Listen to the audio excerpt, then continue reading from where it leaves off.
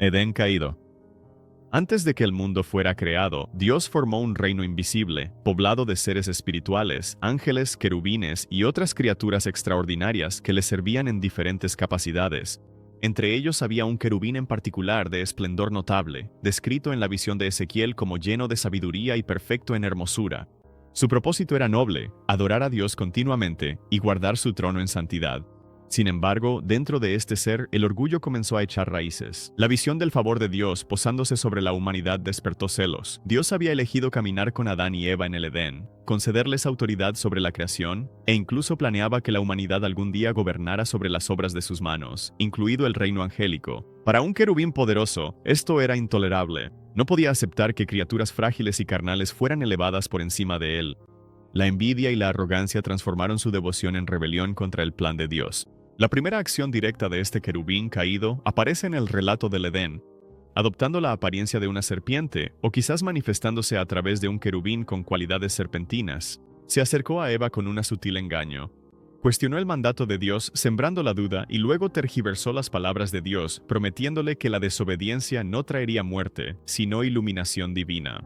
Afirmó que comer del árbol prohibido la haría como Dios, conociendo el bien y el mal.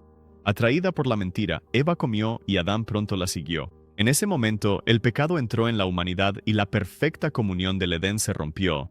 Adán y Eva fueron expulsados del jardín, separados de la presencia de Dios, mientras que el querubín engañador también fue desterrado. Desde ese momento se convirtió en Satanás, el adversario, el engañador, aquel que se opone a la voluntad de Dios y al destino de la humanidad.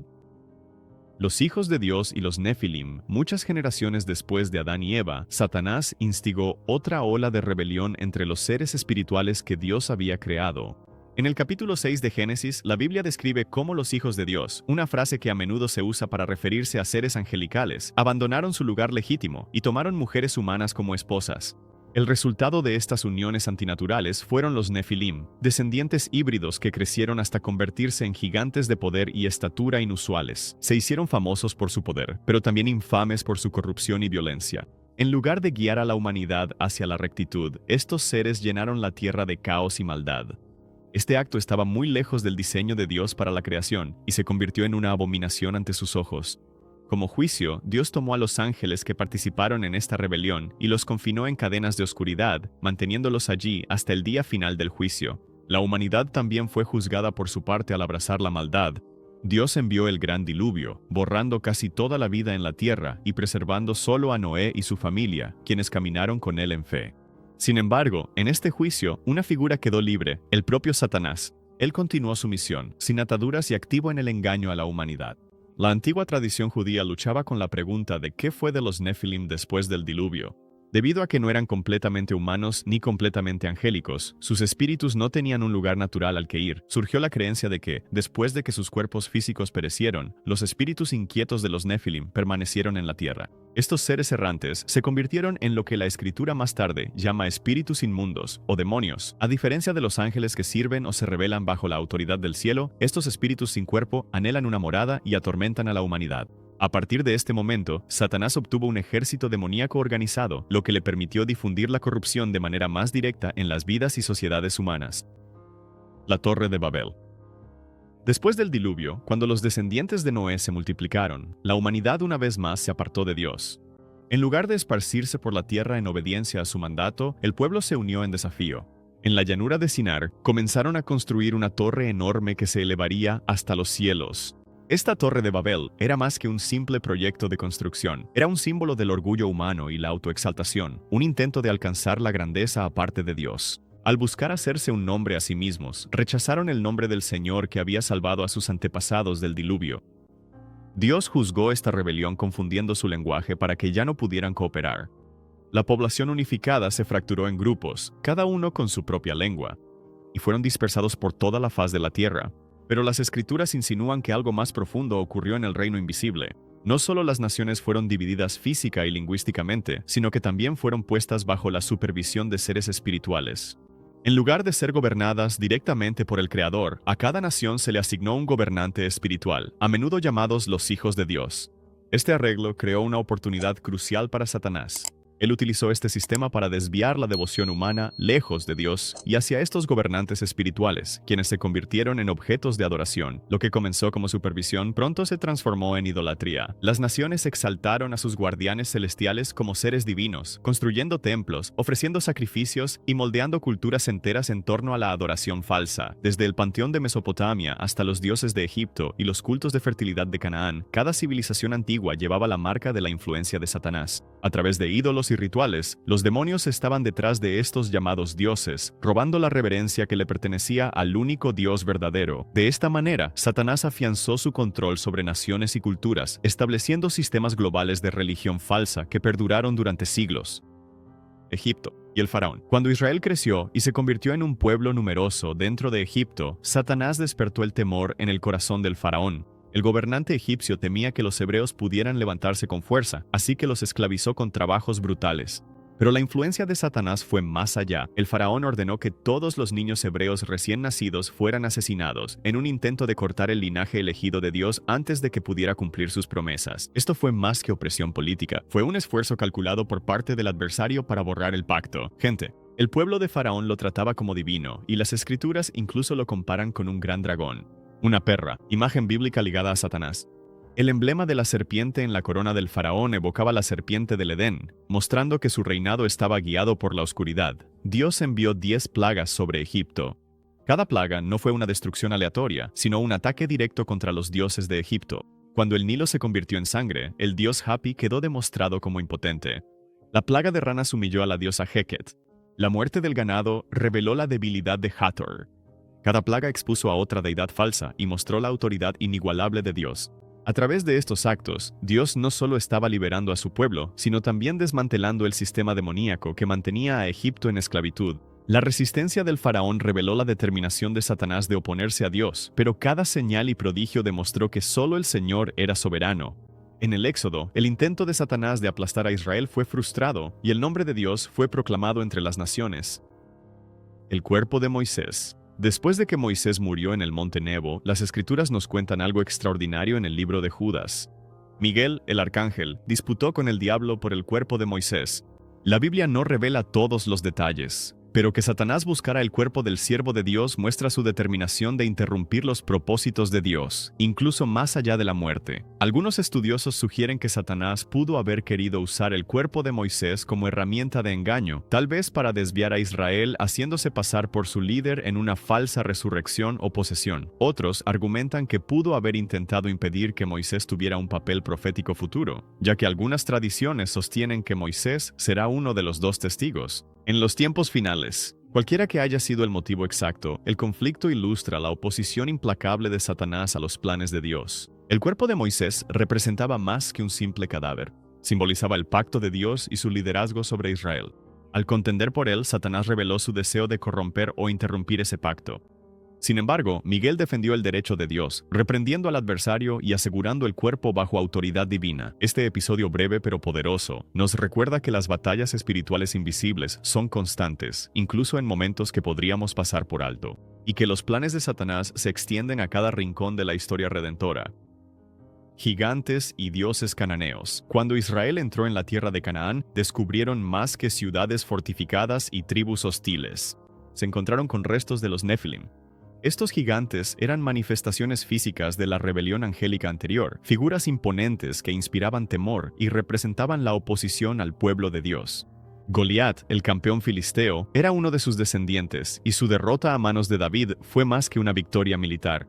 Fue el desmantelamiento de un bastión demoníaco. Más tarde, los guerreros de David derrotaron a los hermanos de Goliat, eliminando a los últimos de estos gigantes en la tierra. Al recuperar territorio, Israel también estaba recuperando un terreno espiritual que Satanás había reclamado a través de linajes corrompidos, pero la influencia de Satanás en Canaán iba más allá de los gigantes. La tierra estaba saturada de adoración a ídolos, prácticas que eran impulsadas por demonios. El principal de estos falsos dioses era Moloch, una deidad que exigía sacrificios de niños. Trágicamente, el propio Israel fue seducido por estas prácticas, ofreciendo a sus hijos en el fuego. Los descubrimientos arqueológicos han desenterrado altares que contienen los restos de infantes sacrificados, coincidiendo con el relato bíblico. Las escrituras aclaran que los sacrificios hechos a los ídolos eran en realidad sacrificios ofrecidos a demonios, lo que significa que la desobediencia de Israel era una participación directa en la rebelión de Satanás. Al llenar la tierra de ídolos y derramamiento de sangre, Satanás enredó al pueblo de Dios en el pecado y provocó el juicio divino. La misma herencia destinada a mostrar la santidad de Dios se contaminó, mostrando cómo Satanás utilizó tanto el miedo como la falsa adoración para resistir el plan de Dios. El exilio de Israel. A pesar de las advertencias de Dios, a través de profetas como Isaías, Jeremías y Ezequiel, Israel recurrió repetidamente a los ídolos y abrazó la adoración de dioses extranjeros. Estas prácticas no eran simples préstamos culturales inofensivos. Las escrituras dejan claro que los sacrificios a los ídolos eran sacrificios a demonios. Al hacer esto, Israel no solo estaba descuidando su pacto, sino alineándose activamente con la rebelión de Satanás. El pueblo de Dios, destinado a brillar como luz para las naciones, cayó en cambio en la misma oscuridad que estaban llamados a resistir. Como juicio, Dios permitió que Asiria conquistara el reino del norte y más tarde permitió que Babilonia conquistara Judá y destruyera Jerusalén. Babilonia no era simplemente un imperio político, era un centro de prácticas ocultas y de adoración al ejército del cielo, los seres espirituales rebeldes que buscaban la adoración de los hombres. En el exilio, Israel vivió bajo un sistema completamente impregnado de influencia demoníaca. El templo fue destruido, el pueblo dispersado, y parecía que el plan de Satanás para borrar al pueblo de Dios había tenido éxito. Sin embargo, incluso en cautiverio, Dios preservó a un remanente fiel. Figuras como Daniel, Sadrach, Mesach y Abednego se mantuvieron firmes en Babilonia, demostrando que el poder de Satanás no podía borrar las promesas del pacto de Dios. El exilio de Israel reveló los resultados devastadores de la idolatría, pero también preparó el escenario para la venida del Mesías, quien confrontaría a Satanás directamente y rompería su poder de una manera que ningún rey ni profeta había logrado hasta entonces. La tentación de Jesús. Después de su bautismo en el río Jordán, donde la voz del Padre lo declaró su Hijo amado, Jesús fue llevado por el Espíritu al desierto. En el pensamiento judío, el desierto era más que un lugar árido. Se consideraba que era la morada de los demonios, un reino de prueba y peligro. Allí, en ese entorno hostil, Satanás vino a confrontar a Jesús directamente, buscando desviar su misión antes de que comenzara. Las tentaciones fueron cuidadosamente escogidas. Primero, Satanás apeló a la necesidad física, instando a Jesús a convertir las piedras en pan. En la superficie, parecía inofensivo, pero el problema de fondo era usar el poder divino para la autogratificación, en lugar de confiar en la provisión del Padre. En segundo lugar, Satanás llevó a Jesús a la parte más alta del templo y citó las Escrituras, tergiversando la palabra de Dios para alentar una presunción imprudente. Si Jesús hubiera obedecido, habría sido un acto de poner a prueba a Dios en vez de confiar en Él. Finalmente, Satanás reveló su verdadera ambición. Ofreció a Jesús autoridad sobre todos los reinos del mundo a cambio de adoración. Esto fue un intento de darle a Jesús la corona sin la cruz, pero habría significado someterse al dominio de Satanás. En cada prueba, Jesús respondió con las Escrituras, citando pasajes de Deuteronomio que enfatizaban la dependencia de Dios, la obediencia a sus mandamientos y la adoración exclusiva a Él. Donde Adán cayó en el Edén, Jesús se mantuvo firme en el desierto. Este enfrentamiento marcó el inicio de la derrota directa de Satanás. Desde ese momento, el poder del adversario sobre la humanidad comenzó a desmoronarse, ya que el Hijo de Dios demostró ser fiel donde todos los demás habían fallado, demonios y posesión. Después del enfrentamiento en el desierto, Jesús comenzó su ministerio público, y una de las primeras demostraciones de su autoridad fue la expulsión de demonios. Antes de este momento en la historia, las Escrituras no registran que profetas o líderes ordenaran directamente a los espíritus impuros que se fueran. Satanás había establecido un sistema en el que los demonios atormentaban y poseían a los humanos sin oposición, ejerciendo control a través del miedo, la enfermedad y la esclavitud. Pero con Jesús, ese sistema fue quebrantado. Cada vez que Jesús se encontraba con personas poseídas, los demonios lo reconocían de inmediato y clamaban, llamándolo a menudo el Hijo de Dios. Ellos entendían su autoridad y temían el juicio que él traería. Al expulsarlos con una sola palabra, Jesús demostraba un poder que no podía ser resistido. Las multitudes se maravillaban, dándose cuenta de que estaban presenciando algo completamente nuevo, el reino de Dios empujando de vuelta al reino de las tinieblas. Jesús extendió esta autoridad a sus discípulos, enviándolos a proclamar el reino y dándoles la capacidad de expulsar demonios en su nombre. Significativamente, eligió a 70 discípulos para esta misión, el mismo número que las naciones divididas en Babel. Esto simbolizaba algo más que un ministerio local. Era una declaración de que él venía a reclamar cada nación del dominio de Satanás. Cuando los discípulos regresaron llenos de alegría diciendo, incluso los demonios se nos someten en su nombre, Jesús declaró, vi a Satanás caer del cielo como un rayo. Cada acto de liberación era una derrota visible para el adversario, mostrando que su dominio sobre la humanidad se estaba desmoronando. Ante el poder del Mesías, las puertas del infierno y el monte Hermón. En un momento de su ministerio, Jesús llevó deliberadamente a sus discípulos al norte, a la región de Cesarea de Filipo, un lugar infame en la tradición judía por ser un centro de adoración pagana. Esta zona contenía santuarios y templos donde se ofrecían sacrificios a dioses falsos, y comúnmente se asociaba con una cueva profunda que los lugareños llamaban las puertas del infierno. En la imaginación espiritual de Israel, esto era un portal al inframundo, el dominio de los demonios. El lugar también se encontraba al pie del monte Hermón, el mismo sitio donde, según la antigua tradición, los ángeles rebeldes habían descendido para crear a los Nefilim. Pocos lugares tenían un peso simbólico mayor como bastión de la influencia de Satanás. Fue aquí, en este entorno, donde Jesús hizo una declaración audaz. Él edificaría su iglesia y las puertas del infierno no prevalecerían contra ella. Al elegir este lugar específico, estaba haciendo una declaración de confrontación directa. Las puertas son defensivas, no ofensivas, lo que significa que Jesús describía a la iglesia no como escondiéndose de los ataques de Satanás, sino como asaltando las fortalezas del enemigo. Los poderes de las tinieblas, por muy arraigados que estuvieran, no resistirían el avance de su reino. Poco después, Jesús ascendió a una montaña alta, probablemente el monte Hermón mismo, junto con Pedro, Santiago y Juan. Allí fue transfigurado ante ellos, revelando su gloria en una luz radiante, y fue acompañado por Moisés y Elías. Este evento no solo fue un atisbo de la majestad divina, sino también una proclamación directa de autoridad sobre un territorio largamente asociado con la rebelión. Al revelar su gloria divina precisamente en el lugar reclamado por Satanás, Jesús demostró que el dominio de las tinieblas estaba siendo quebrantado y que el verdadero rey había venido a reclamar lo que era suyo, la cruz y la resurrección. Cuando Satanás no pudo corromper ni vencer a Jesús mediante la tentación y la oposición demoníaca, recurrió a su plan más desesperado y destructivo: asegurar la muerte de Jesús. Actuando a través de instrumentos humanos, entró en Judas para traicionar al Señor, provocó envidia en los líderes religiosos e influyó en las autoridades romanas para llevar a cabo la crucifixión. Por un momento, parecía que Satanás había tenido éxito. El Hijo de Dios fue condenado, burlado, clavado en una cruz y sellado en una tumba. Para los poderes de las tinieblas, esto debió de parecer la máxima victoria. Sin embargo, la cruz era el centro mismo del plan de redención de Dios. Al permitir ser crucificado, Jesús se convirtió en el sacrificio sustituto por el pecado de la humanidad. Al cargar con la pena del pecado, despojó a Satanás de las bases legales para acusar y esclavizar a la humanidad. Lo que parecía debilidad fue la mayor demostración de fortaleza, ya que Cristo desarmó a principados y potestades triunfando sobre ellos mediante la cruz. La resurrección completó esta victoria.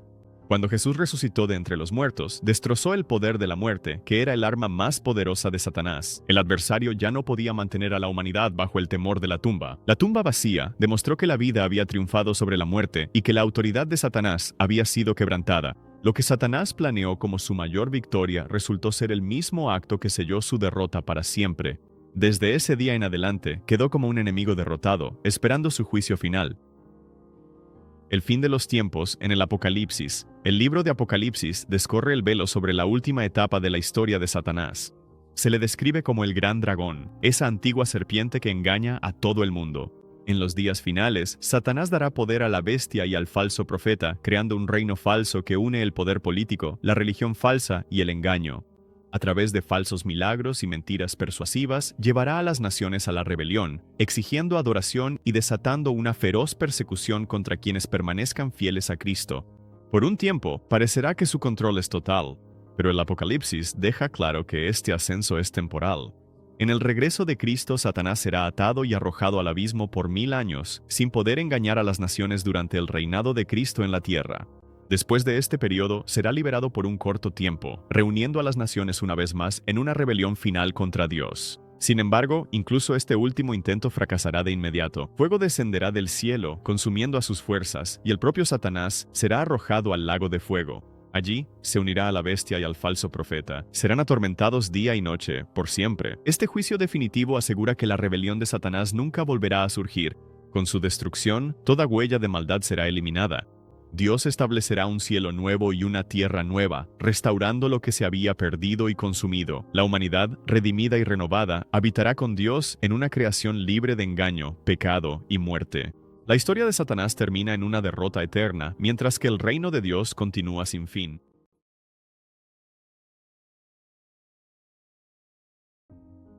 La vida perfecta. La enseñanza de la vida perfecta afirma que el papel principal de Dios es cumplir tus deseos personales, garantizando salud, riqueza y comodidad si tienes suficiente fe. Presenta a Dios como un genio celestial, cuya existencia es financiar tus sueños y protegerte de dificultades. Este mensaje contradice las Escrituras. Jesús nunca prometió una existencia fácil y próspera. En cambio, dijo, si alguien quiere venir en pos de mí, que se niegue a sí mismo y tome su cruz cada día.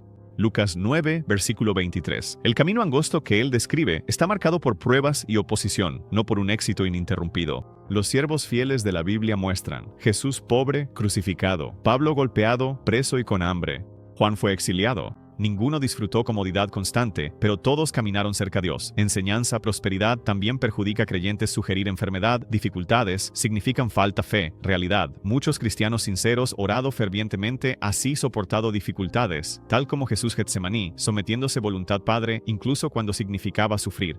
Dios sí bendice, sana y provee, pero lo hace de acuerdo a sus propósitos, no como una garantía. La verdadera medida de la fe es confiar en Él, ya sea que la respuesta sea sí o no. Dios es solo amor.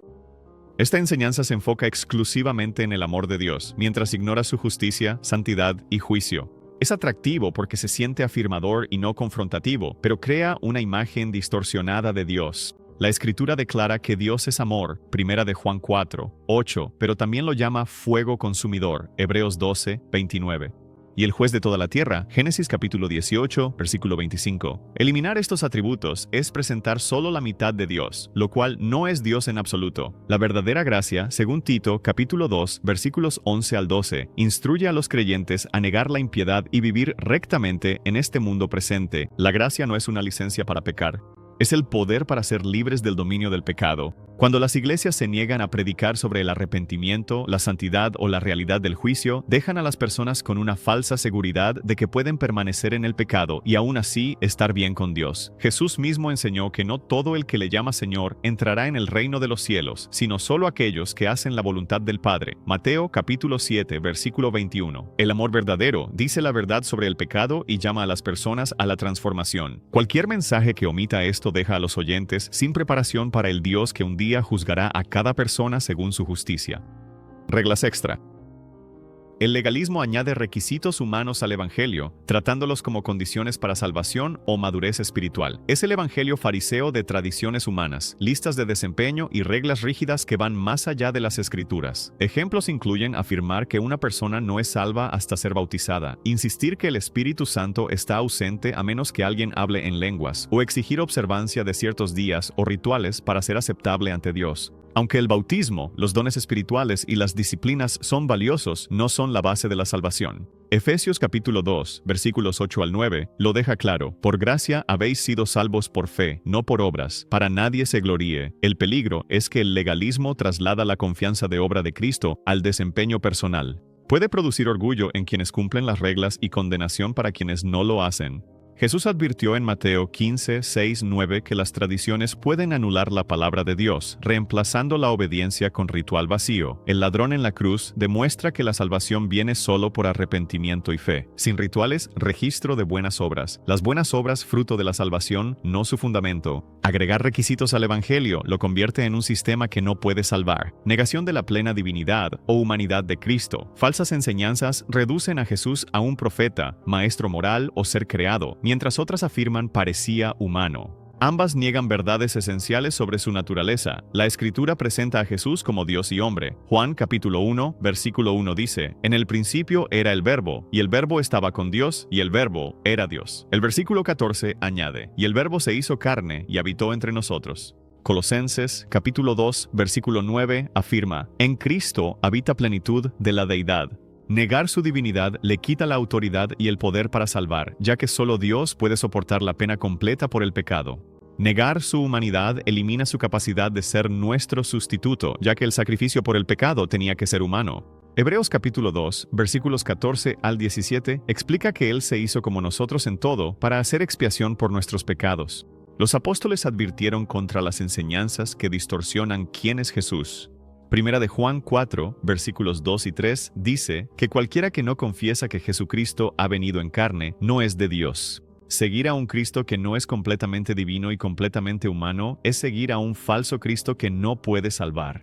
Rechazo de la autoridad y suficiencia de las Escrituras. Otra enseñanza peligrosa socava la Biblia al poner otras fuentes, visiones personales, tradiciones de la Iglesia o tendencias culturales al mismo nivel o por encima de ella. Cuando las Escrituras se tratan como incompletas, desactualizadas o secundarias, el estándar final de verdad del creyente pasa de la palabra de Dios a la opinión humana.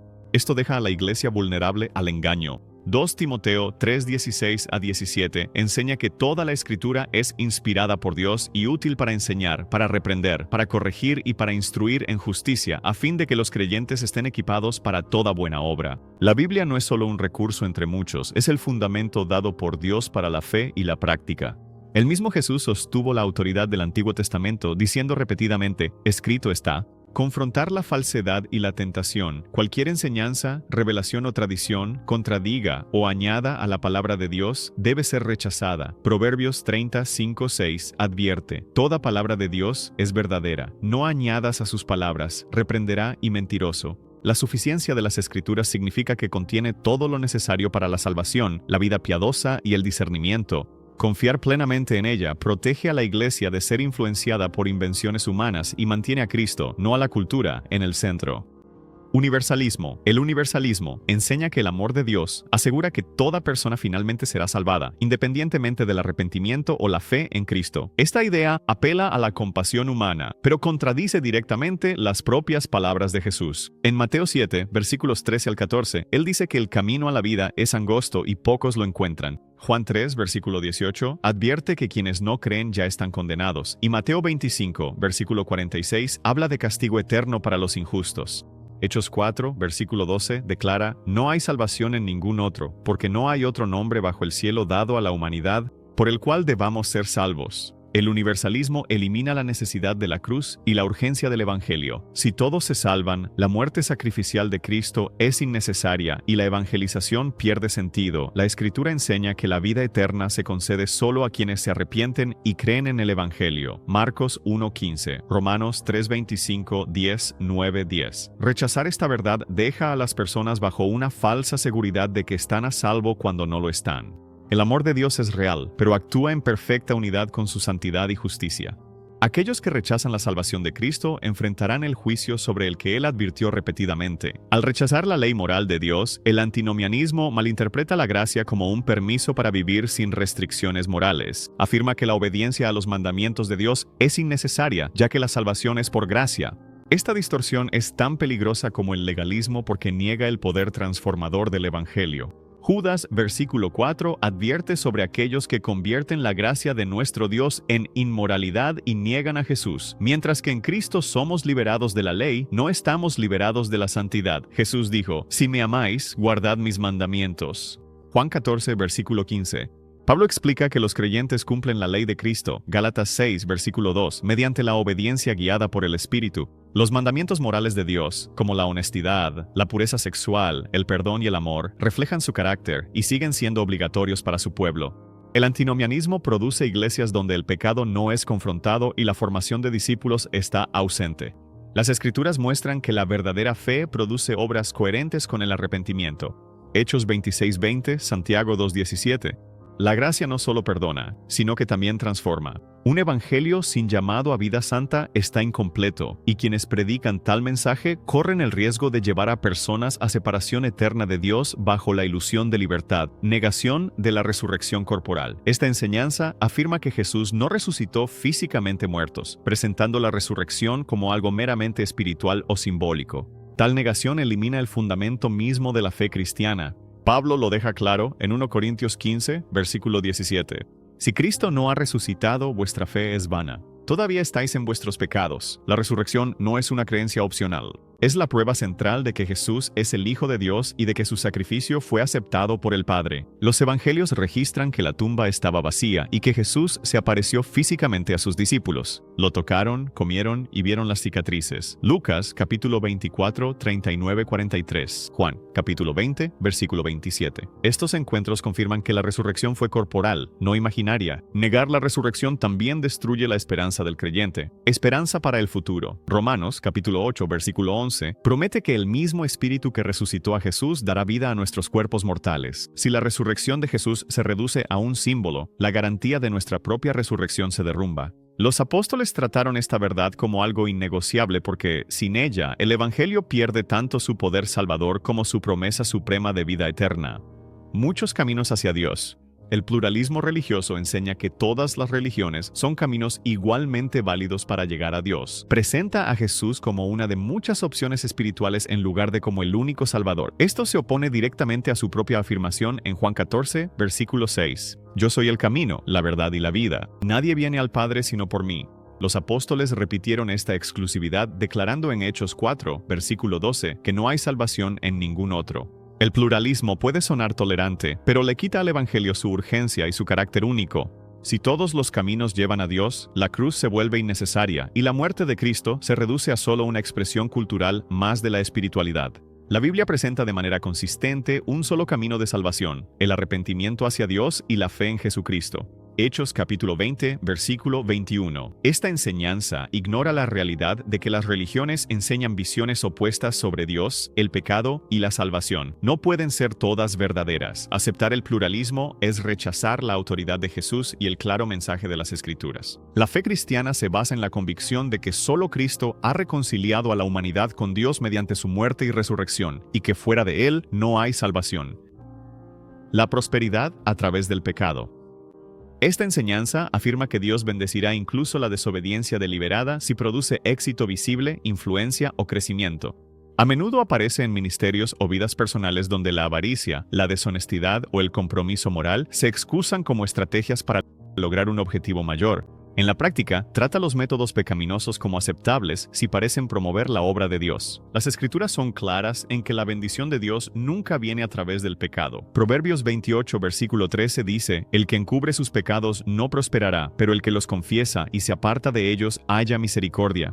El Salmo 1 describe a la persona bendecida que no anda en el consejo de los malvados. Santiago 4:4 advierte que la amistad con el mundo es enemistad con Dios, haciendo el compromiso espiritualmente peligroso. Cuando se justifica el pecado por los resultados, el mensaje es que los fines son más importantes que los mandamientos de Dios. Esto se opone al ejemplo de Jesús, quien rechazó la oferta de Satanás de los reinos terrenales a cambio de adoración. La obediencia importa tanto como el resultado. La verdadera bendición fluye de la fidelidad a la palabra de Dios, incluso si el camino es más lento o difícil, porque se alinea con su santidad y propósitos eternos.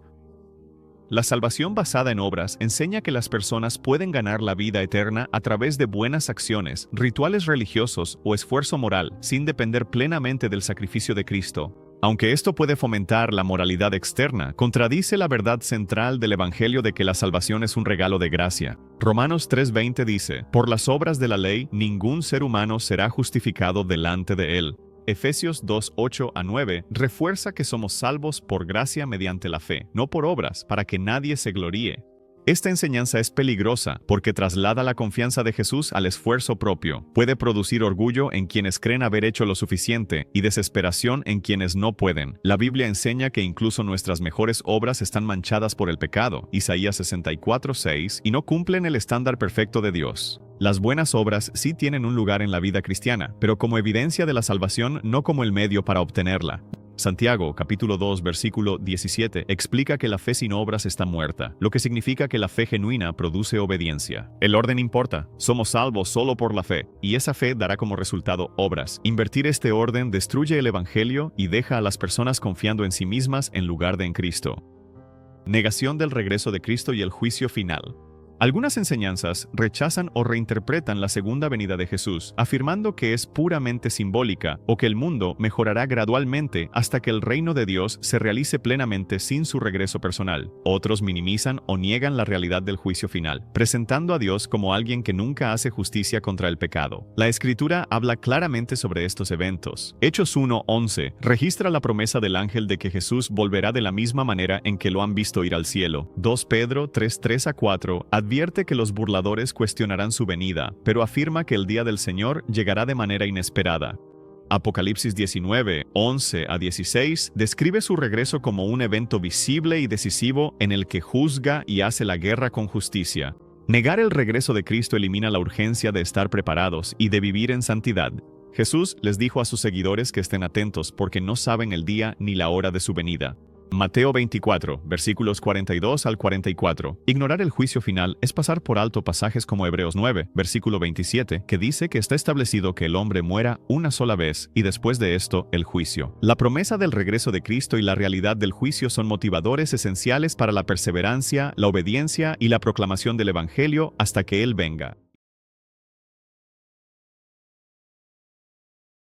Satanás apunta a la mente como su principal campo de batalla. El principal campo de batalla de Satanás es la mente humana. Según el libro de Romanos capítulo 8, versículos 6-7, la mente gobernada por la carne, refiriéndose a la naturaleza pecaminosa que resiste a Dios, está en oposición a Él y no puede agradarle. Satanás se aprovecha de esto plantando pensamientos engañosos, distracciones y falsedades. Sus ataques rara vez provienen primero de fuentes externas. Comienzan en el interior, en la vida de los pensamientos. Toda tentación comienza en la mente. Una vez que alguien empieza a meditar en mentiras, incertidumbres o deseos impuros, la base para la derrota espiritual ya está establecida.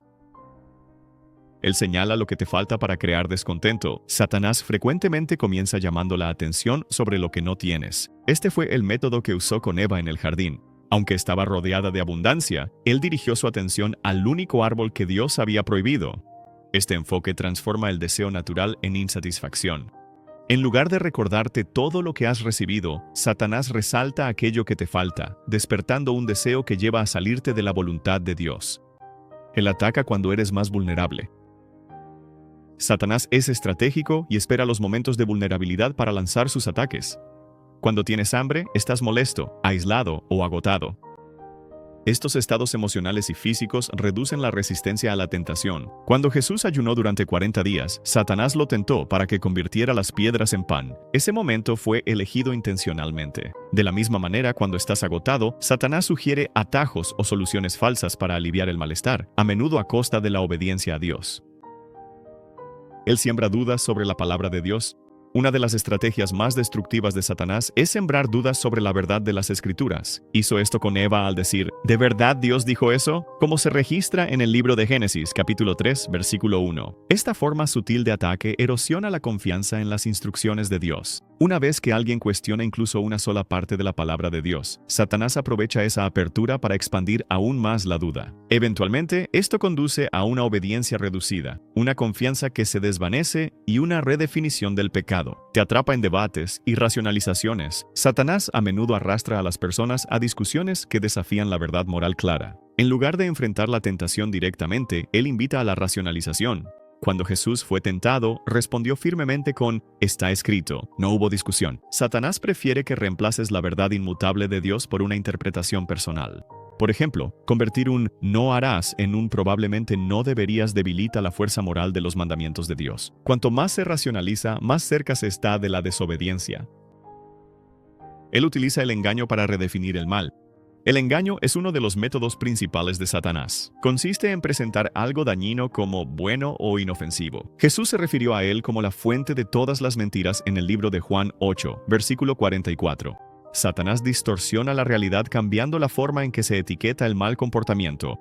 La traición se convierte en un desliz, la deshonestidad en velar por uno mismo y la rebeldía en autoexpresión. Esta distorsión altera la percepción y convierte lo dañino en algo falsamente atractivo, mientras que lo correcto parece restrictivo o anticuado. Él divide a los creyentes y a las familias. Una de las estrategias clave de Satanás es la división. Él trabaja activamente para destruir las relaciones dentro de las familias, iglesias y comunidades. Su objetivo es aislar a los creyentes, haciéndolos espiritualmente vulnerables y desconectados. La división suele comenzar con ofensas no resueltas, orgullo o desacuerdos sobre doctrina. El libro de Santiago 3, versículo 16, advierte que donde hay envidia y ambición egoísta, hay desorden y toda práctica maligna. Satanás prospera en ambientes de desunión porque las personas separadas pierden el enfoque en la misión de Dios y se vuelven más fáciles de influenciar. Él promueve la creencia parcial en las Escrituras. Satanás no siempre impulsa a las personas a rechazar completamente la Biblia. En cambio, los anima a creer solo en partes seleccionadas. Él promueve la obediencia selectiva, aferrándose a las promesas de Dios mientras se ignoran sus mandamientos. Esto da como resultado una versión falsa de la fe, carente de poder espiritual. En el libro de Santiago, capítulo 2, versículo 10, dice: «Cualquiera que guarde toda la ley, pero ofenda solamente en un punto, se hace culpable de todos». Satanás usa la creencia parcial como una forma de compromiso espiritual para disminuir la eficacia del creyente. Explota las zonas débiles y repite allí los ataques. Satanás es muy consciente de las debilidades específicas de cada individuo, ya sea la ira, el deseo egoísta, el orgullo, los celos o la inseguridad. Él ataca repetidamente estas mismas áreas. Así como una fuerza militar ataca la misma sección debilitada de un muro, Satanás ataca persistentemente los puntos donde la resistencia es más baja. Por eso los ciclos de fracaso y tentación pueden continuar. Sin confesión, arrepentimiento y transformación a través de la palabra de Dios, los mismos problemas reaparecen de formas más fuertes y engañosas. Él insensibiliza la conciencia a través de la repetición. Con el tiempo, Satanás desgasta la conciencia humana. Cuando alguien elige desobedecer repetidamente, su sentido de convicción se vuelve insensible. Lo que antes causaba culpa se siente normal. Esta condición espiritual se describe en las Escrituras como conciencia cauterizada en 1 Timoteo 4:2. Se refiere a un endurecimiento gradual del corazón. Satanás usa este patrón para que el arrepentimiento sea menos probable. Cuanto más tolera la desobediencia una persona, menos urgencia siente de volver a Dios. Él tergiversa las Escrituras para justificar la desobediencia. Satanás usa la Biblia para engañar. Cuando tentó a Jesús en el desierto, citó el Salmo 91, pero lo sacó de contexto para animar a Jesús a poner a prueba a Dios, lo cual habría estado mal. Esto está registrado en el libro de Mateo, capítulo 4, versículo 6. De manera similar, Satanás incita hoy a las personas a sacar versículos de contexto para justificar conductas que Dios no aprueba. Por ejemplo, alguien podría usar el concepto de la gracia para excusar la rebeldía diciendo: «Dios me perdonará de todos modos». Esta táctica convierte la misericordia de Dios en una justificación para la desobediencia continua.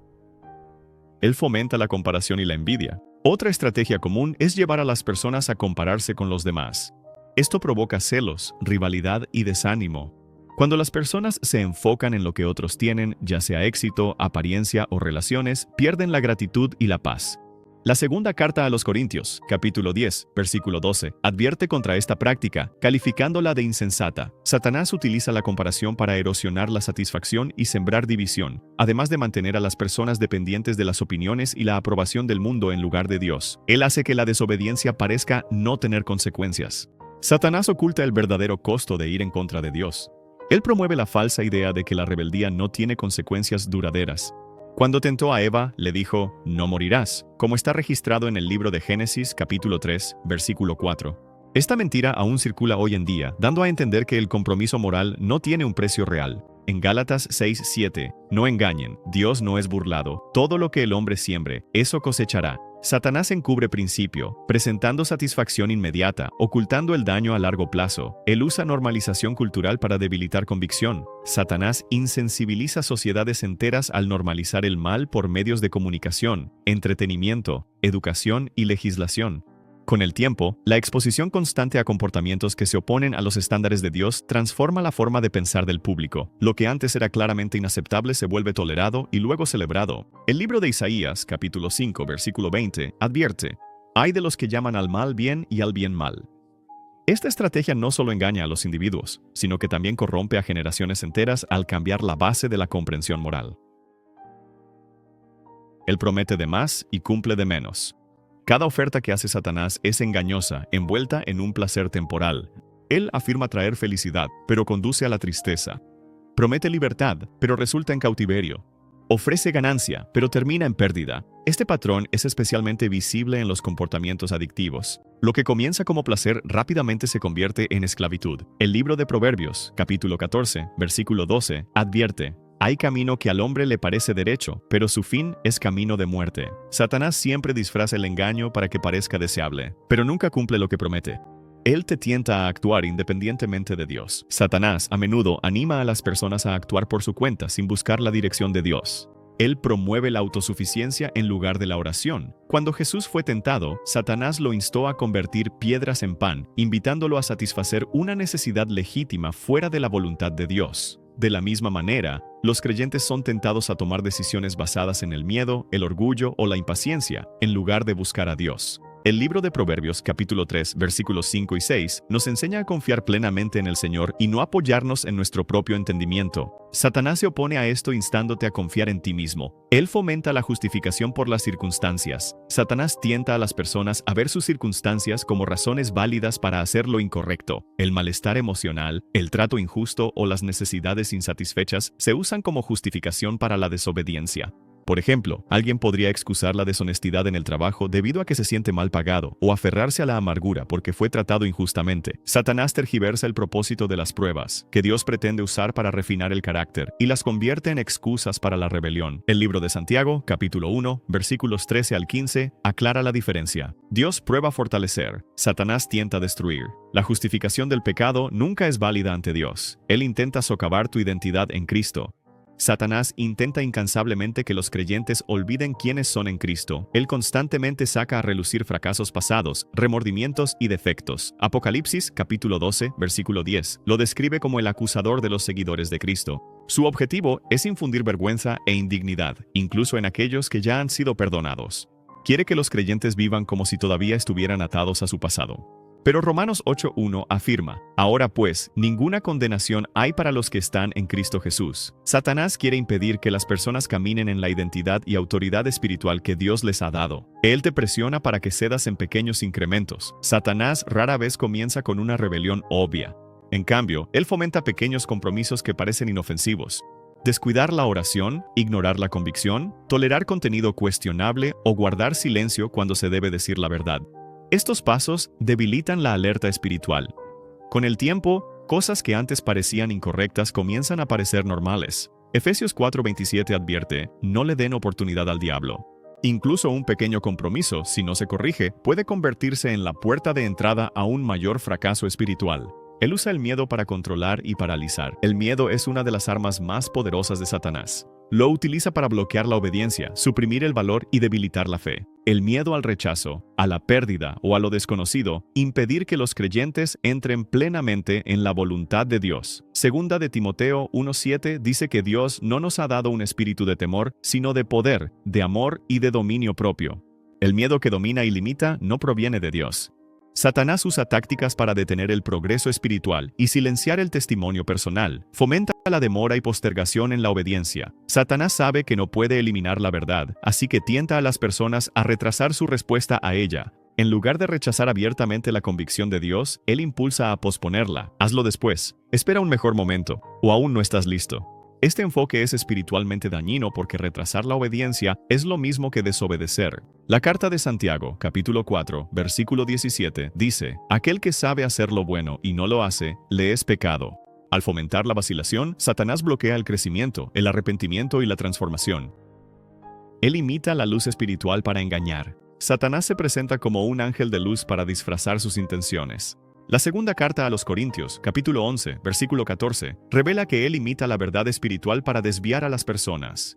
Esto incluye falsas enseñanzas, milagros falsificados y líderes que distorsionan las escrituras, aparentando ser sinceros. Su objetivo es confundir a los seguidores devotos y guiarlos sutilmente hacia el error. Debido a que esta táctica está envuelta en un lenguaje religioso, requiere discernimiento a través de la palabra de Dios y la guía del Espíritu Santo para exponer el engaño. Él te aísla de la influencia piadosa. Satanás busca desconectar a las personas de fuentes de apoyo espiritual, la iglesia, amistades fundamentadas en la fe y mentores piadosos. Él persuade a las personas de que no necesitan a los demás o de que nadie las aceptaría debido a errores del pasado. El libro de Proverbios, capítulo 18, versículo 1, advierte, quien se aísla, busca su propio deseo, se rebela contra todo buen juicio. El aislamiento elimina la rendición de cuentas y aumenta la vulnerabilidad al error. Satanás lo usa para debilitar las defensas del creyente y dejarlo desprotegido. Él amplifica las ofensas para fomentar la amargura. Satanás toma pequeñas heridas y las magnifica en ofensas profundas. Él repite experiencias dolorosas una y otra vez, reforzando el resentimiento. La carta a los Hebreos, capítulo 12, versículo 15, advierte sobre una raíz de amargura que puede contaminar a muchos. La amargura nubla la autoconciencia y bloquea el perdón. El objetivo de Satanás es endurecer los corazones para que resistan la reconciliación y rechacen la misericordia sanadora de Dios. La amargura se convierte en una de las fortalezas más arraigadas y efectivas. Él distorsiona el carácter de Dios. Una estrategia fundamental de Satanás es tergiversar quién es realmente Dios. Él presenta a Dios como severo, distante, restrictivo o poco confiable. Esto comenzó en el jardín del Edén, cuando Satanás insinuó a Eva que Dios le estaba negando algo bueno. Cuando alguien duda de la bondad de Dios, la obediencia se vuelve más difícil. El libro de los Salmos, capítulo 119, versículo 68, afirma: «Tú eres bueno y lo que haces es bueno». Satanás tuerce esta verdad con el objetivo de apartar los corazones de aquel que ofrece libertad, paz y propósito. Él atrapa a través de falsas promesas de libertad. Satanás frecuentemente ofrece la ilusión de libertad de la responsabilidad, de las reglas o de las consecuencias. Pero las Escrituras revelan que esta promesa es una trampa. La segunda carta de Pedro, capítulo 2, versículo 19, dice: «Les prometen libertad, pero ellos mismos son esclavos de la corrupción». Cuando las personas rechazan la autoridad de Dios en busca de autogobierno, sin saberlo, entran en esclavitud espiritual. La versión de libertad de Satanás es una falsificación. La verdadera libertad solo se encuentra al rendirse a la autoridad de Dios. Él explota el dolor para provocar enojo hacia Dios. Satanás utiliza el sufrimiento para crear distancia emocional de Dios. Cuando la vida trae dolor o las oraciones no son respondidas, Satanás susurra mentiras. Dios no se preocupa, Dios falló, o merecías mejor. En la historia de Job, incluso su esposa sucumbió a esta mentira diciendo: «Maldice a Dios y muere», registrado en Job, capítulo 2, versículo 9. El dolor es terreno fértil para la amargura, visto a través de la distorsión de Satanás. Su objetivo es romper la relación entre el creyente y Dios justo en el momento en que más necesitan su consuelo y verdad.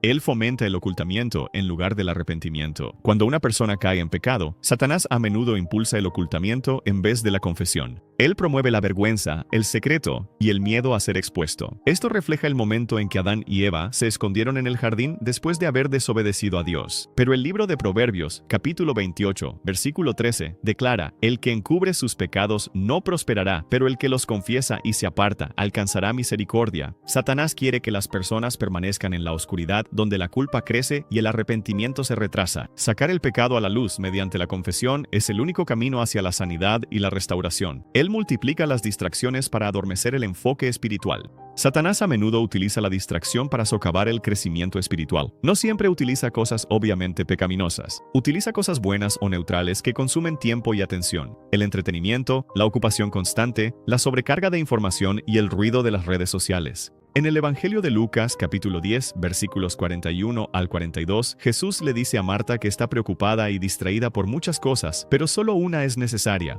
Satanás no necesita que alguien cometa una rebelión abierta. Solo necesita que estén tan distraídos que dejen de buscar a Dios intencionalmente. Él ofrece una satisfacción falsa. Satanás sabe que el alma humana fue creada para buscar paz, sentido y alegría. En lugar de guiar a las personas hacia Dios, Él ofrece sustitutos, soluciones temporales como el éxito, la atención romántica, el placer físico, la popularidad y la influencia.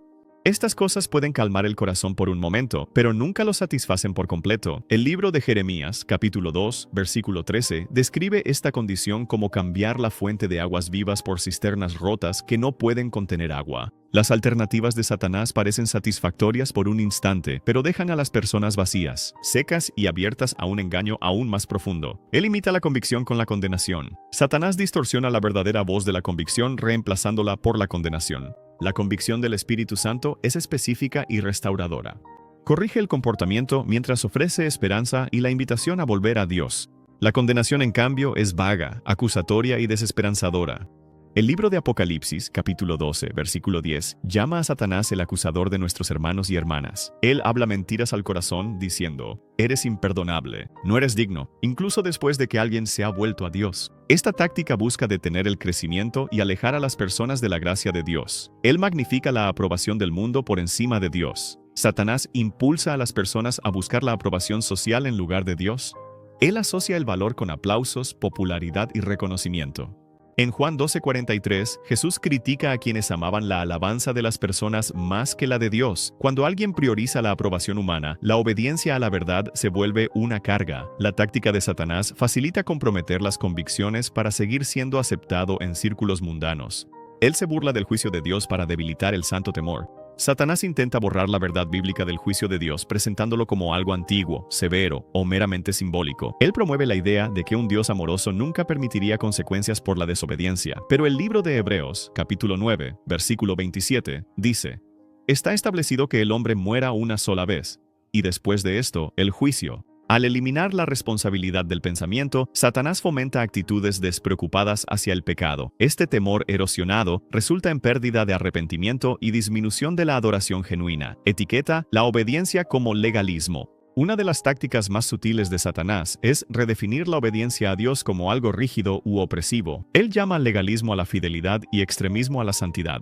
Argumenta que esforzarse por la pureza es ser juzgador o anticuado. Pero la primera carta de Pedro, capítulo 1, versículo 16, ordena: Sed santos porque yo soy santo. Satanás tergiversa el mensaje para que la entrega se convierta en opresión y la reverencia en algo innecesario. El objetivo es diluir la verdad hasta que ya no desafíe ni transforme el alma. Él abruma con culpa para romper la comunión. Una vez que se ha producido la desobediencia, Satanás inunda rápidamente el corazón con una culpa intensa, no para llevar al arrepentimiento, sino para alejar al creyente de Dios. Susurra que han cruzado la línea, que la restauración es imposible y que han perdido el amor de Dios. Esta táctica rompe la comunión, no porque Dios se haya alejado, sino porque la persona se esconde avergonzada. El libro de Romanos, capítulo 8, versículo 1, refuta esta mentira. Por lo tanto, ahora no hay condenación para los que están en Cristo Jesús. El objetivo de Satanás es interrumpir la sanidad y mantener a los creyentes atrapados en aislamiento y desesperación espiritual. Él fomenta el orgullo para cegar la autoevaluación. Satanás promueve el orgullo para bloquear la autoconciencia y resistir el arrepentimiento. Cuando alguien se ve espiritualmente superior, por encima de la corrección o más justo que otros, pierde de vista su necesidad de gracia. El libro de Proverbios, capítulo 16, versículo 18, advierte: El orgullo precede a la destrucción y el espíritu altivo a la caída. El orgullo rompe la rendición de cuentas, rechaza la corrección piadosa y allana el camino hacia el colapso espiritual. Satanás lo utiliza para separar a las personas de la dependencia de Dios y para adormecer la urgencia de la santidad personal. Él adormece el alma con la repetición del pecado. Cuando el comportamiento pecaminoso se repite con el tiempo, Satanás utiliza ese patrón para normalizar la rebeldía. Lo que antes convencía a la conciencia, ahora se siente familiar. Esta lenta desensibilización resulta en un corazón endurecido. La carta a los Efesios, capítulo 4, versículo 19, describe a aquellos que han perdido toda sensibilidad y se han entregado a la impureza. El resultado es un estado espiritual de insensibilidad, donde una persona aún afirma creer, pero ya no responde a la guía de Dios. Satanás quiere que la desobediencia se vuelva rutinaria e imperceptible. Él ataca la adoración redirigiendo la devoción. Satanás no solo busca eliminar la adoración, sino redirigirla. Él seduce a las personas para que entreguen su mayor devoción a ídolos como el éxito, las relaciones, el entretenimiento, la riqueza o el yo. El libro de Éxodo, capítulo 20, versículo 3, ordena claramente: No tendrás dioses ajenos delante de mí. Cuando la adoración se redirige, la identidad y el propósito se redefinen. Este cambio corrompe el enfoque espiritual y da lugar a formas sutiles de idolatría que reemplazan el lugar legítimo de Dios en la vida de una persona. Él impulsa un falso evangelio que elimina el arrepentimiento. Una táctica particularmente peligrosa de Satanás es promover una forma distorsionada del cristianismo que elimina la necesidad de arrepentimiento.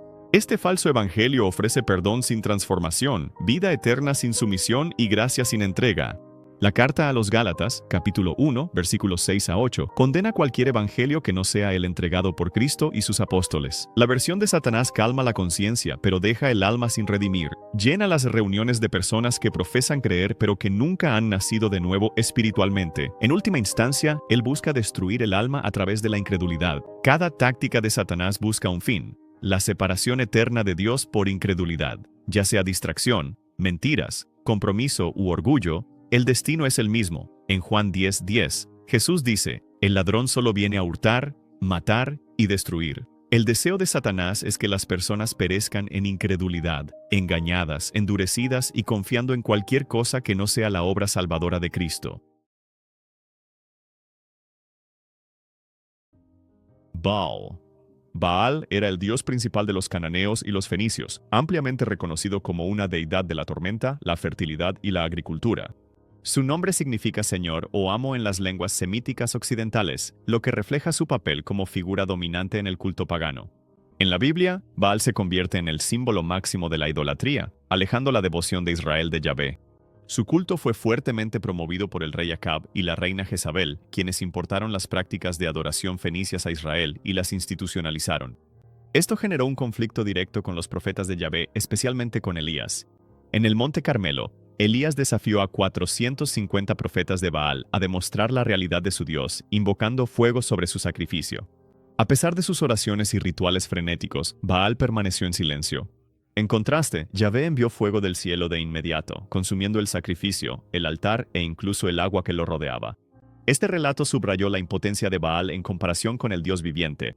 Los descubrimientos arqueológicos confirman la adoración a Baal a través de inscripciones y altares. Las imágenes a menudo lo representan como un dios guerrero sosteniendo un rayo, simbolizando su supuesto control sobre las tormentas. Su culto incluía rituales de fertilidad, inmoralidad sexual y a veces incluso sacrificios humanos. La adoración a Baal atrajo repetidamente a Israel al pecado de quebrantar el pacto, convirtiéndolo en uno de los dioses falsos más peligrosos y condenados en el Antiguo Testamento. Asera era una importante diosa de la fertilidad en la religión cananea, descrita en antiguos textos ugaríticos como la consorte de el dios principal de su panteón. Se la consideraba la madre de los dioses y a menudo se la relacionaba tanto con la fertilidad de la tierra como del mar. En algunas comunidades israelitas, Asera era erróneamente considerada como consorte de Yahvé, una creencia que los profetas se opusieron ferozmente por considerarla blasfema. Su culto a menudo se centraba en los postes de Asera, símbolos de madera erigidos en lugares altos o junto a altares. Estos postes se convirtieron en centros de actividades idólatras que involucraban prostitución ritual y ritos de fertilidad. Reyes reformadores como Isaías más tarde los destruyeron para restaurar la adoración adecuada a Yahvé. Incluso se han encontrado inscripciones arqueológicas que emparejan las palabras Yahvé y su Asera, lo que demuestra que muchos israelitas cayeron en el sincretismo, mezclando la devoción al Dios verdadero con prácticas paganas. La Biblia reprende repetidamente al pueblo por volverse hacia Asera, llamándolo adulterio espiritual. Ella se convirtió en un símbolo de la constante tentación para Israel de comprometerse, mezclando la santidad de Dios con la inmoralidad de la cultura pagana. Moloch, también llamado Molech o Malik, fue uno de los dioses más abominables mencionados en las Escrituras. Era adorado principalmente por los amonitas, pero su culto se extendió a Israel. Moloch es infame por requerir sacrificios de niños, una práctica estrictamente prohibida por Yahvé. Levítico 18:21 y 22:5 prohíben explícitamente entregar niños a Moloch, imponiendo la pena de muerte a cualquiera que participara. Los rituales probablemente consistían en calentar una estatua hueca de bronce de Moloch hasta que resplandeciera al rojo vivo y luego colocar a los bebés en sus brazos extendidos, quemándolos vivos. Esta práctica horrenda está confirmada por relatos paralelos de escritores griegos y romanos que describen rituales similares en Cartago. Trágicamente, incluso el rey Salomón, bajo la influencia de sus esposas extranjeras, construyó un lugar alto para Moloch cerca de Jerusalén, un acto que más tarde fue condenado por profetas e historiadores. El valle de Hinón, al sur de Jerusalén, se hizo famoso como el centro del culto a Moloch. En el pensamiento judío posterior, este valle, llamado Gehenna, llegó a simbolizar el infierno mismo. Moloch representa así la extrema depravación de la idolatría, una religión que exigía la destrucción de vidas inocentes en nombre de la devoción. Quemos. Quemos era el dios nacional de los moabitas, a menudo representado como una deidad de la guerra que determinaba la victoria o la derrota militar. Al igual que Yahvé desempeñaba el papel de Dios del pacto de Israel, Quemos era visto como el protector divino y fuente de poder de Moab. En 1 Reyes 11, versículo 7, Salomón, nuevamente influenciado por sus esposas extranjeras, construyó un lugar alto para Quemos, en una colina al este de Jerusalén, un acto que provocó la ira del Señor. La evidencia arqueológica confirma la importancia de Quemos, la piedra moabita, también llamada la Estela de Mesa, descubierta en el siglo XIX. Data del siglo IX a.C. En ella, el rey Mesa de Moab atribuye las victorias y derrotas de su nación directamente al favor o la ira de Quemos. Esto coincide con la narrativa bíblica, que representa repetidamente a Quemos como el centro del culto moabita. Los profetas condenaron a Quemos como un rival de Yahvé, y el rey Isaías más tarde destruyó sus santuarios durante sus amplias reformas religiosas. Quemos se convirtió no solo en un dios extranjero, sino también en un símbolo de las peligrosas alianzas de Israel y de su tendencia a adoptar los dioses de las naciones vecinas. Dagón era el dios principal de los filisteos, a menudo asociado con el grano y la fertilidad, aunque algunas tradiciones también lo vinculan con el mar. En el capítulo 16 de Jueces, los filisteos se reunieron en su templo para celebrar la captura de Sansón, alabando a Dagón por haber entregado a su enemigo en sus manos. Sin embargo, Sansón oró a Yahvé por fuerza y luego derribó las columnas del templo de Dagón, matándose a sí mismo y a miles de filisteos. Este acto dramático se convirtió en un símbolo del triunfo de Yahvé sobre Dagón. En el capítulo 5 de 1 Samuel, cuando los filisteos capturaron el arca de la alianza, la colocaron en el templo de Dagón en Asdod como señal de victoria. Sin embargo, a la mañana siguiente, la estatua de Dagón fue encontrada postrada rostro en tierra ante el arca. Después de ser puesta de pie, volvió a caer al día siguiente, esta vez destrozada, con la cabeza y las manos cortadas. Este suceso demostró la supremacía de Dios sobre Dagón y la inutilidad de los ídolos ante el Dios viviente. La humillación de Dagón en las Escrituras resalta el tema de que los dioses falsos, por muy venerados que sean por las naciones, no pueden mantenerse en pie ante el poder y la gloria de Yahvé. Astarte, también llamada Asera en la Biblia, fue una diosa prominente de la fertilidad, la sexualidad y la guerra. Estaba estrechamente relacionada con la diosa babilónica Ishtar y la diosa sumeria Inanna. Ambas representaban el amor y el poder, pero también eran temidas como fuerzas destructivas en la batalla. En la tradición cananea y fenicia, Astarte a menudo estaba vinculada con Baal como su consorte, formando una pareja poderosa que dominaba gran parte del culto pagano. El rey Salomón, influenciado por sus numerosas esposas extranjeras, permitió la adoración de Asera dentro de Israel. 1 Reyes 11, versículo 5, registra su apostasía, señalando este acto como una de las principales razones del juicio de Dios contra él y la eventual división del reino. La Biblia condena constantemente a Israel por abandonar a Yahvé para seguir a Baal y Asera, como se ve en Jueces 2, versículo 13. Su culto a menudo incluía prostitución ritual, ceremonias de fertilidad e inmoralidad sexual, oponiéndose directamente a la santidad exigida por la ley mosaica. La evidencia arqueológica, como figurillas e inscripciones, la representa adornada con símbolos de la luna, estrellas y cuernos, a veces mostrada con armas que resaltan su papel como diosa de la guerra.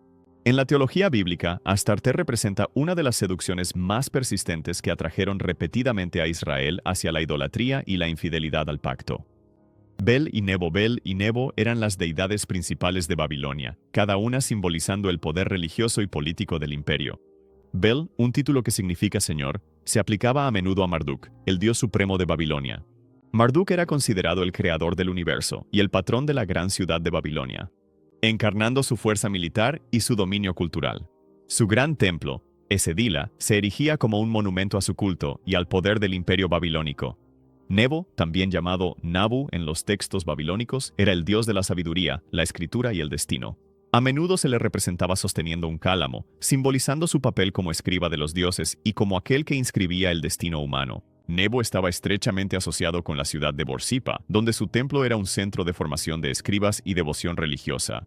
El rey de Babilonia a menudo atribuía a Nebo el haberles concedido la sabiduría para gobernar y registrar sus reinados. Isaías capítulo 46, versículo 1, se burla tanto de Bel como de Nebo, declarando que se inclinan y se agachan, mostrando que incluso los dioses más grandes de Babilonia colapsarían bajo el juicio de Yahvé. Su caída final se cumplió cuando Persia conquistó Babilonia en el año 539 a.C., demostrando que los ídolos, por muy exaltados que sean por las naciones, no pueden salvar ni resistir ante el verdadero Dios. Seres del Consejo Divino. La Biblia contiene referencias intrigantes a Yahvé presidiendo un consejo divino celestial, una asamblea de seres espirituales a menudo llamados los hijos de Dios, o, en ciertos contextos, incluso dioses. El Salmo 82, versículo 1 dice, Dios preside en la gran asamblea, Él juzga en medio de los dioses. En este pasaje la palabra Elohim se utiliza tanto para Yahvé como para los otros seres espirituales bajo su autoridad. Estas figuras son reprendidas por su injusticia y se les dice que morirán como mortales, lo que resalta su subordinación. En Job capítulo 1, versículo 6, se describe a los hijos de Dios reuniéndose ante el Señor, con Satanás entre ellos, reflejando un tribunal celestial donde se toman decisiones sobre la humanidad. Esta imagen es paralela a las escenas de consejo en otras culturas del antiguo cercano oriente. Sin embargo, la Biblia presenta a Yahvé como el gobernante indiscutible, a diferencia de los panteones politeístas, donde la autoridad era compartida. Con el tiempo, los intérpretes han entendido a estos seres de diferentes maneras, algunos como gobernantes angélicos de naciones, otros como poderes espirituales rebeldes que se volvieron contra Dios.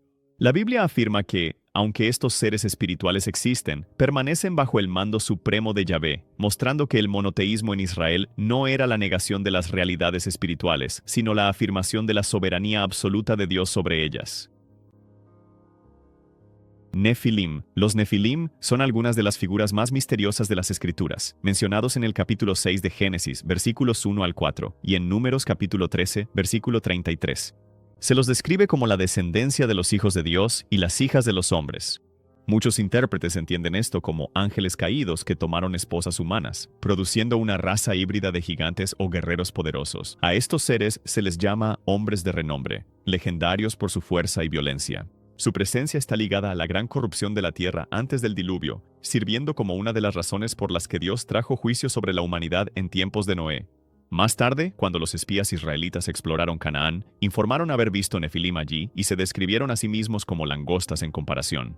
Ya sea entendidos literalmente como gigantes o simbólicamente como guerreros aterradores, los Nefilim representaban una rebelión humana extraordinaria y el desdibujamiento de los límites entre lo divino y lo humano. Las tradiciones judías, como el libro de Enoc, ampliaron esta historia, retratando a los Nefilim como descendientes corruptos de seres angélicos que enseñaron a la humanidad conocimientos prohibidos. En la teología bíblica, su existencia resalta la caída de la humanidad en violencia y pecado, señalando la necesidad de juicio divino y purificación a través del diluvio. Reina del cielo. La reina del cielo es mencionada en Jeremías capítulo 7, versículo 18, y en el capítulo 44, versículos 17 al 19.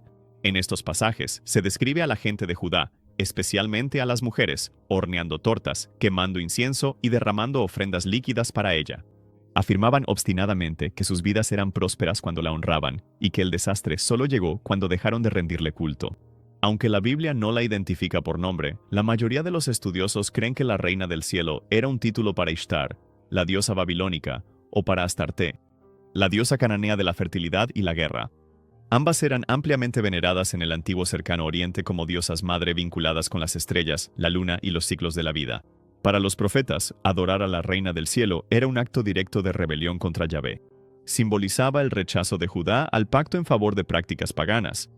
Jeremías advirtió que esta devoción traería juicio sobre Jerusalén, y de hecho la ciudad cayó posteriormente ante Babilonia. Así, la reina del cielo se presenta como un ejemplo aleccionador de idolatría profundamente arraigada en la cultura, seductora en su promesa de prosperidad, pero que conduce a la destrucción bajo la ira de Dios.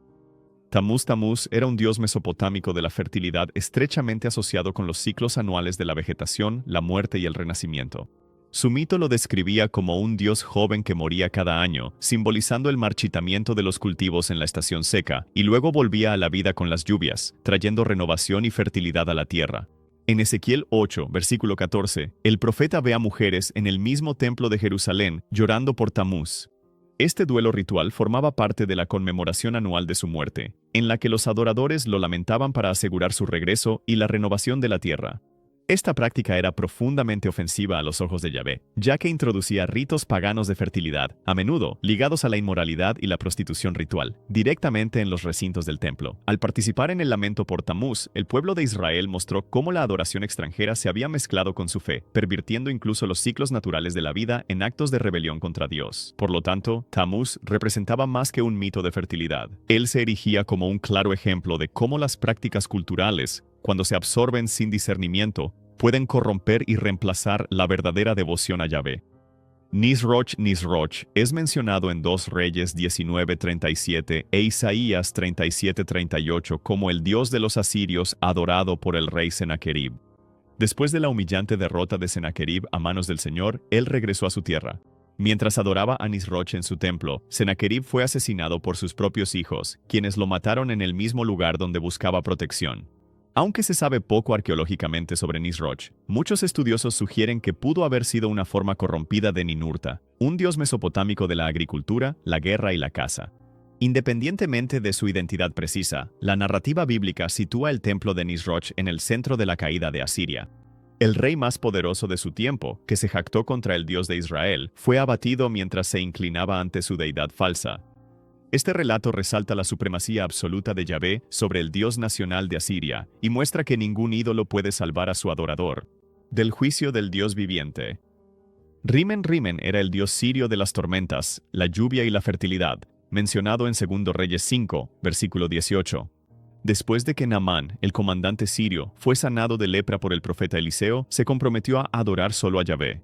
Sin embargo, expresó su preocupación porque, en sus funciones oficiales, aún se le requeriría inclinarse en el templo de Rimón, mientras acompañaba a su señor, el rey de Siria. Esta referencia revela cuán profundamente arraigada estaba la adoración a Rimón en la vida política y cultural siria. Los estudiosos suelen identificar a Rimón con Adad, el dios de la tormenta semita occidental ampliamente venerado en la región. Como deidad de la tormenta, se creía que Rimón traía la lluvia y la fertilidad agrícola, lo que lo hacía central en la religión siria. El dilema de Naamán ilustra la tensión que muchos creyentes enfrentaban al vivir en sociedades dominadas por la idolatría, el conflicto entre la devoción exclusiva a Yahvé y las presiones culturales de honrar a los dioses nacionales. Merodach, también llamado Marduk, era el dios supremo de Babilonia y la figura central de su religión. En Jeremías capítulo 50, versículo 2, el profeta declara: Bela ha sido avergonzado, Merodach está consternado. Esta declaración profética anunciaba la caída del mayor ídolo de Babilonia. Marduk no solo era el dios principal de Babilonia, sino que a menudo se le identificaba con Bel, que significa Señor. Era venerado como el creador, rey de los dioses y patrón de la ciudad de Babilonia. Marduk era celebrado en la epopeya babilónica de la creación, el Enuma Elish, como la deidad que derrotó al monstruo del caos Tiamat y estableció el orden en el cosmos. Su templo, Esagila, se erigía como un monumental centro de adoración y simbolizaba la fuerza imperial de Babilonia. Sin embargo, a pesar de su estatus exaltado, la Biblia declara su humillación y la inutilidad de su culto. Cuando Babilonia cayó ante Persia en el año 539 a.C., la profecía se cumplió. Merodach sirve como recordatorio de que incluso los mayores ídolos de los imperios colapsan cuando se enfrentan al poder del Dios verdadero. Sakut Benot, Nergal, Asera-Nebahaz, Tartak, Anamelec y Anamelec. En 2 Reyes 17, versículos 29 a 31, la Biblia relata cómo los asirios reasentaron a pueblos extranjeros en Samaria después del exilio del reino del norte de Israel. Cada grupo trajo sus propios dioses y estableció su culto en la tierra.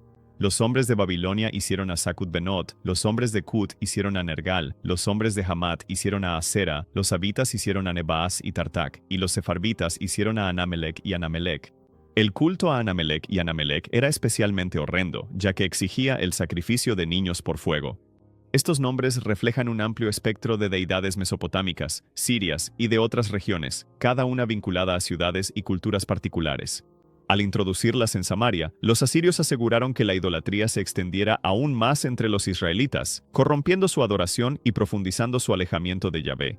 Este pasaje resalta el efecto destructivo de la influencia extranjera y el sincretismo, mostrando cómo la idolatría se arraigó no solo por la desobediencia de Israel, sino también por la imposición de prácticas paganas por parte de naciones conquistadoras. Gad y Mani. En Isaías capítulo 65, versículo 11, Dios reprende al pueblo de Judá que prepara una mesa para Gad y llena copas de vino mezclado para Mani. Gad era un dios de la fortuna, asociado con la buena suerte y la prosperidad, mientras que Meni era un dios del destino o la suerte. Juntos, representaban el deseo humano de controlar o manipular los resultados futuros, apelando a fuerzas divinas del azar. Al recurrir a Gad y Meni, el pueblo reveló que su confianza se había alejado de la providencia y las promesas de Yahvé, y en su lugar había sido depositada en ídolos de la suerte y el destino. Esta práctica simbolizaba un profundo compromiso espiritual. En vez de depender del Dios que había hecho un pacto con ellos, buscaban bendición en poderes que no existían. La adoración de Gad y Meni resalta cuán fácilmente el corazón humano puede depositar su esperanza en el azar, el destino o la superstición en lugar de en la soberanía de Dios. ¿Y si los mismos pensamientos, hábitos y deseos que estás albergando no son solo debilidades, sino puertas de entrada a la destrucción? Ya has visto cómo ataca Satanás, pero ¿y si está usando herramientas antiguas con una precisión mortal? ¿Herramientas disfrazadas de pecados cotidianos? En el próximo video, Cada pecado capital explicado en detalle, expondremos cada pecado capital uno por uno. ¿Qué son? ¿Cómo funcionan? ¿Y por qué son mucho más peligrosos de lo que crees? Tu vida espiritual depende de ello.